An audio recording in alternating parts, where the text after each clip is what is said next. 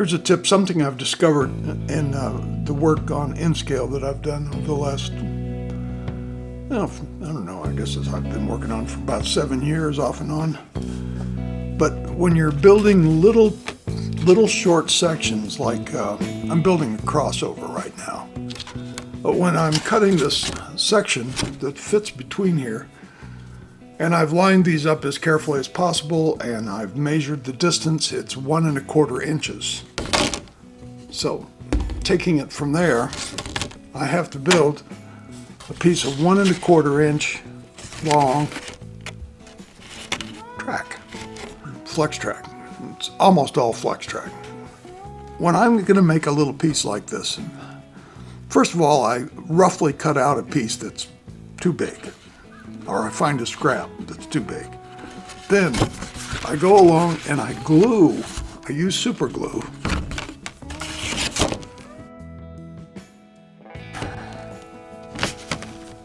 I take super glue and I lay it in along the outside web of the rail, right along there, with my little dauber bottle. I do that on both sides. And what that does, and then once you get the glue on there, you push the rail back and forth so that you can get the glue down between the chairs or the clips. They're essentially little plastic molded clips that hold the rail on there. Because once I start to work on this, I don't want that rail sliding around. It's too easy to make a mistake. I put the glue in there and then I spread with some fixative for super glue. And let it sit for a while. Go do something else. Let it set up so it gets good and hard. And then I come back to it. Okay, here's another tip. Well, some people will go in and just cut back the sleepers and leave the rail extended out there. I don't like to do that because I don't like going back and having to fit all those loose sleepers, all those loose ties in later. So what I do is I nip off the clip.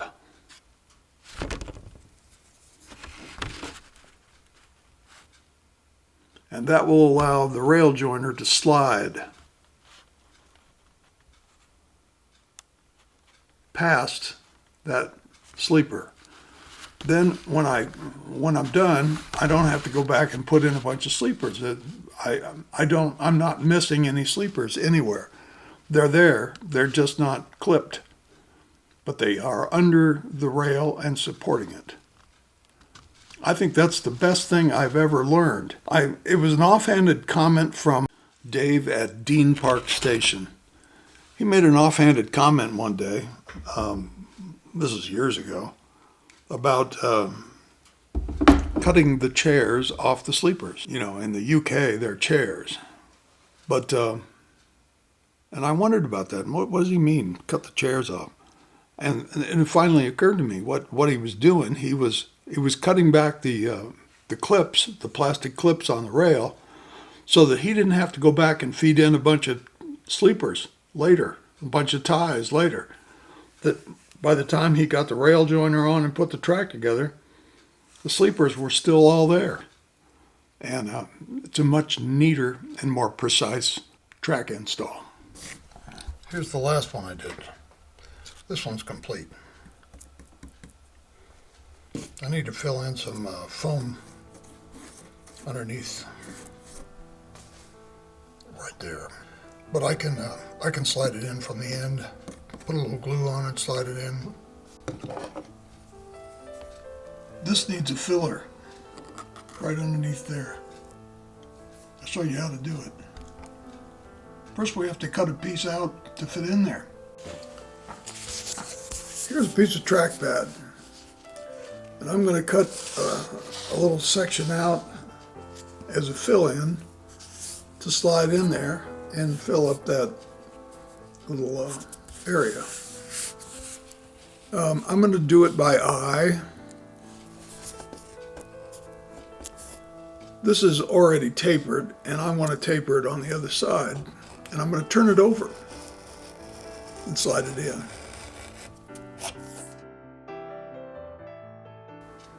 So I've got a little piece cut, and I'll just slide it in to fill in that little void.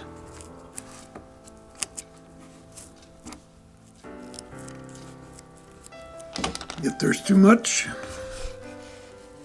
it's easy to cut it off.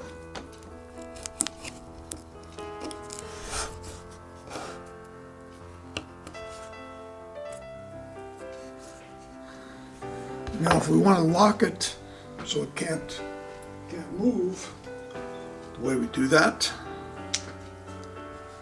is a little glue,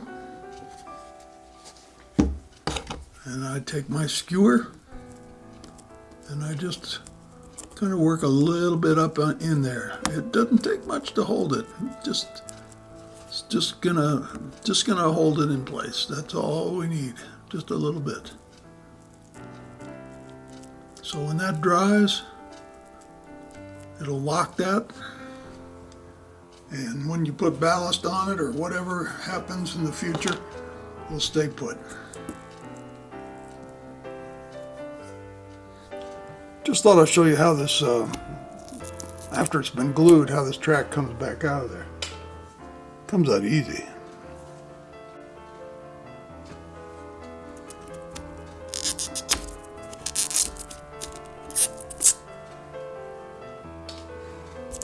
See, the trackpad is still there, and it's plenty solid. I mean, you don't want to glue this stuff to death, you know. There's always changes that come along. Who knows? You just don't know what the situation might be. Now, my mark is down here, but I'm not cutting that to that mark yet.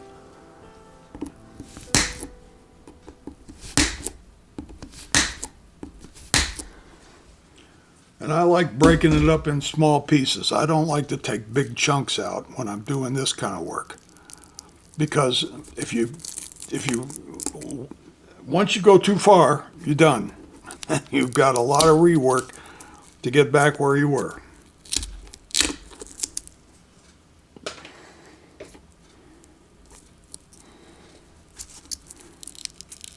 I may have to put a little bit more glue on that underlayment. Well, it's pretty solid this way, but I think it's okay. I don't think I need to do anything with it. So now I can put this in and I can really see how everything's going to line up. And I want to do that before I start cutting, because once you take too much, then you're done.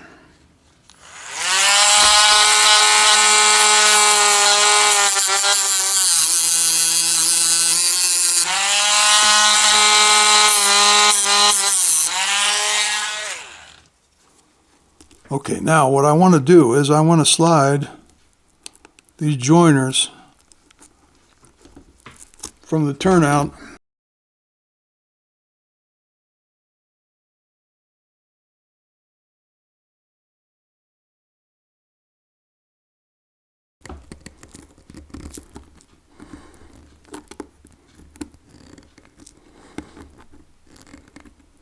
sometimes just grabbing it, moving it just a fraction at a time.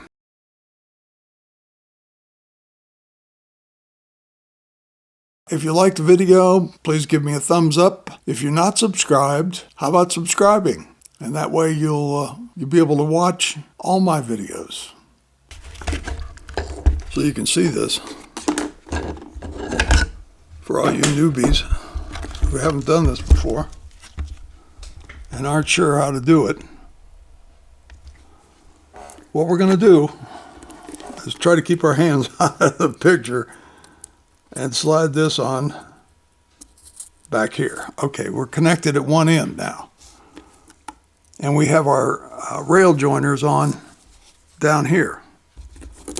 So what I can do now with my little needle nose pliers, I can slide the rail joiner off the rail and onto and across the joint with the turnout. It's a miracle. There. So, the situation now is that both crossovers are in.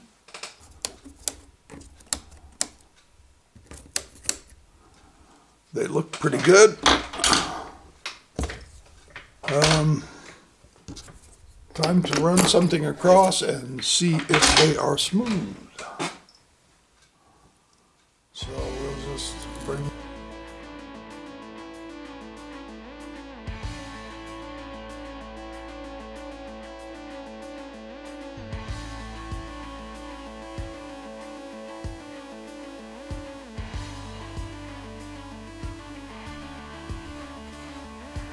I ran into a little problem right here. You see that joiner right there? If you're not familiar with N scale, here's my finger. That tells you what size those are. They're very tiny. Anyway, it's crumpled, and it was, I didn't spot it earlier, but I did when I got up close to do the soldering. It was right there. And I had to cut a couple chairs or clips and slide the old coupler or joiner off, and then free the rail. And I did it by sliding this palette knife underneath the rail to separate it, the glue. And then I propped it up with the handle of my file, just enough that I could slide that rail joiner on. Of course, it's soldered now and solid, but it was going to cause problems because the rail was just a little higher than the other rail. And I might have been able to solder it and hold it down, but it would have broken eventually.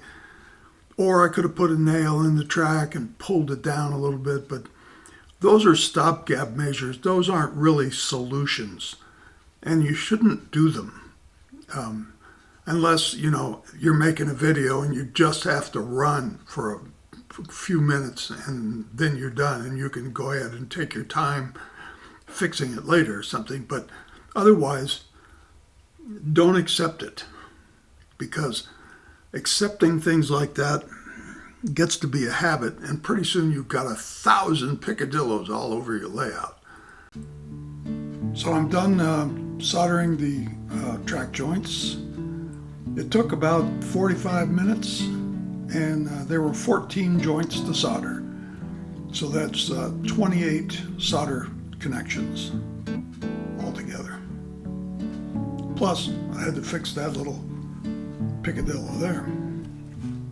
So that's not bad. That's filled in. That's filled in. This is filled in, and that's filled in. So I did the fill-ins. I'm starting on droppers now. My wire caddy. If you haven't seen my solder caddy, there it is. It's really handy. Keep two kinds of solder on it. This is a non-leaded solder. It melts at a higher temperature. And this is a leaded solder. And that's what I find myself using most of the time because it melts it at such a low temperature.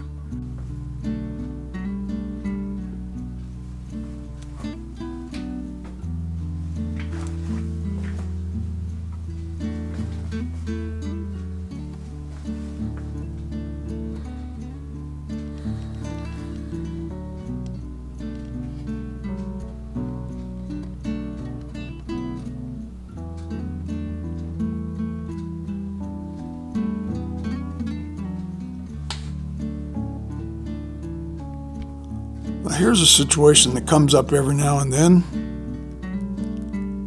You're working away, and all of a sudden, that happens. What are you gonna do? Oh no. You know, maybe this track goes way back and it's all glued down, and it's gonna be a major reconstruction project. You're gonna have to pop all this track off and everything. Well, no, you don't. Here's what you do. You can thread a rail very easily back in the clips.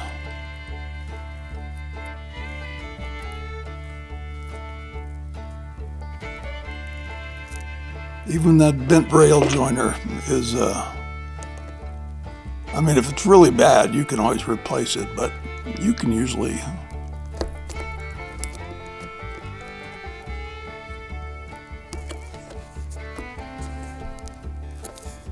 that's supposed to be glued down. The glue's not quite set.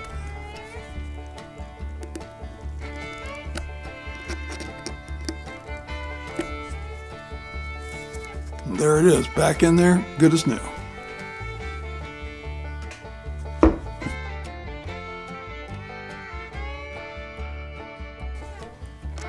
Back over the joint. When the rails are locked down, it makes everything so much easier. One more thing. When you have to mark your rail or general marking around on your models and stuff, particularly the rail though, I use these machinist markers. You buy them in a pack. I buy mine from Amazon in a pack. I think there's 6 of them in the pack. But they make a real fine line. And they're permanent. Well, they're not permanent on the rail because it wipes off, but make a real fine mark, and they're great for marking things with a fair amount of precision. And that's what I recommend you use, and that's what I use, and I've been very happy with them ever since I started using them. But machinist felt tip markers.